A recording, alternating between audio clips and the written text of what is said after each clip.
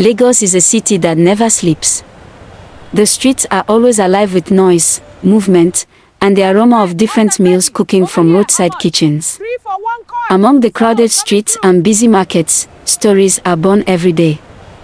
But some stories refuse to die. Many years ago, in a quiet part of Yoba, there lived a young woman named Adamma. She was known across her neighborhood for her cheerful spirit and extraordinary cooking skills. Adamma had one simple dream: she wanted to feed people. To her, cooking was not just a skill, it was love served on a plate. Every morning, she would wake before sunrise to prepare food at her small roadside stand. Workers rushing to their offices, school children, and traders all lined up daily to taste her meals. Her laughter and kindness made her customers feel at home. Adamma believed hunger was one of the saddest pains anyone could experience. She often gave free meals to those who could not afford to pay. Many people admired her generosity, while others laughed at her for being too kind in a city known for survival. But destiny had written a different ending for her story. One rainy evening, after cooking for a large event, Adamma returned home exhausted. The heavy rain poured endlessly outside as she entered her family house. Hungry and weak, she reheated leftover soup she had prepared earlier in the day. The soup had stayed too long. But she ignored the warning signs. Within hours, severe stomach pain struck her like a storm. Her body trembled violently as she struggled to breathe. Her family rushed her to the hospital, hoping for a miracle. But sometimes, life slips away faster than prayers can catch it. Before sunrise, Adamma was pronounced dead from food poisoning. Her family wailed in pain, friends mourned her loss, and the neighborhood lost a bright light. Everyone believed her story had ended. But death did not end Adamma's journey. When she opened her eyes again, she found herself standing beside her own lifeless body in the hospital room. Nurses rushed around, doctors shook their heads, and her mother cried uncontrollably. Confused and frightened, Adamma tried to speak, but no one heard her voice. She reached out to touch her mother, but her hands passed through her like air. Slowly, the truth settled in her heart. She was no longer among the living. Days turned into months, and months turned into years. Adamma's spirit wandered through the streets of Lagos unseen and unheard. She watched life continue without her. She watched people laugh, struggle, and eat meals she wished she could cook for them again. Loneliness became her only companion. One night, she stood outside a crowded restaurant watching customers eat joyfully. The laughter inside reminded her of her dream, the dream she never fulfilled. Tears filled her eyes as she whispered into the night that feeding people was all she ever wanted. Then something unusual happened. A strange calm filled her spirit.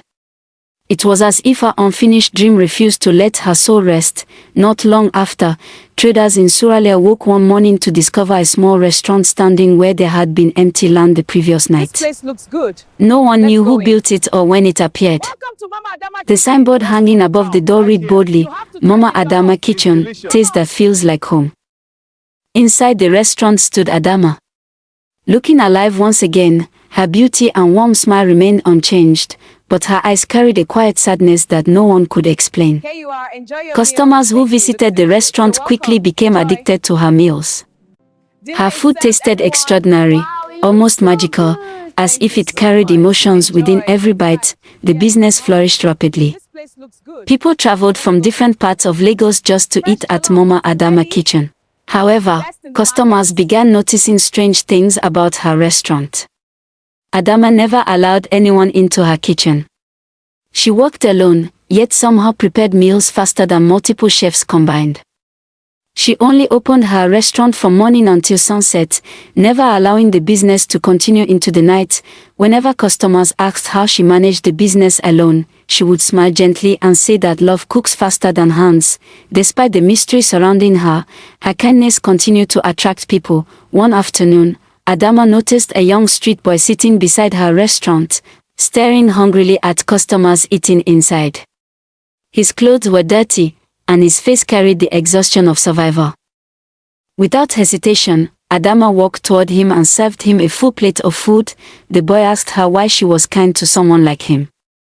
Adamma simply replied that hunger should never punish anyone. Here you go. As the boy ate with happiness, Adamma watched silently, tears rolling down her face as memories of her own life flashed through her mind. Years passed, and Mama Adamma Kitchen became one of the most popular street restaurants in Lagos. Then, one afternoon, fate returned to claim its secret. A woman walked into the restaurant and froze the moment she saw Adamma. The woman's body trembled as recognition filled her eyes. It was Sod, Adamma's childhood best friend who believed she had died years ago. Sod stood up slowly, whispering Adamma's name in disbelief. When she called her name loudly, the entire restaurant fell silent. Customers watched in confusion as Adamma froze in fear. Her face filled with sadness as she realized her secret had been uncovered. Sod cried uncontrollably, asking how she could still be alive. Adamma stepped backward slowly, her body beginning to flicker like fading light. She whispered softly that Sod was not supposed to find her. Suddenly, strong wind rushed through the restaurant even though the doors were closed. Plates crashed, chairs fell, and customers ran outside in fear. Sod stretched out her hand, begging her friend not to disappear again. Adamma smiled sadly and explained that she never truly left the world. She was only unfinished. Within seconds, her body dissolved into thin air. The restaurant walls cracked violently, and the entire building vanished like smoke, leaving behind nothing but empty ground. The street boy she once fed stood crying beside Sod.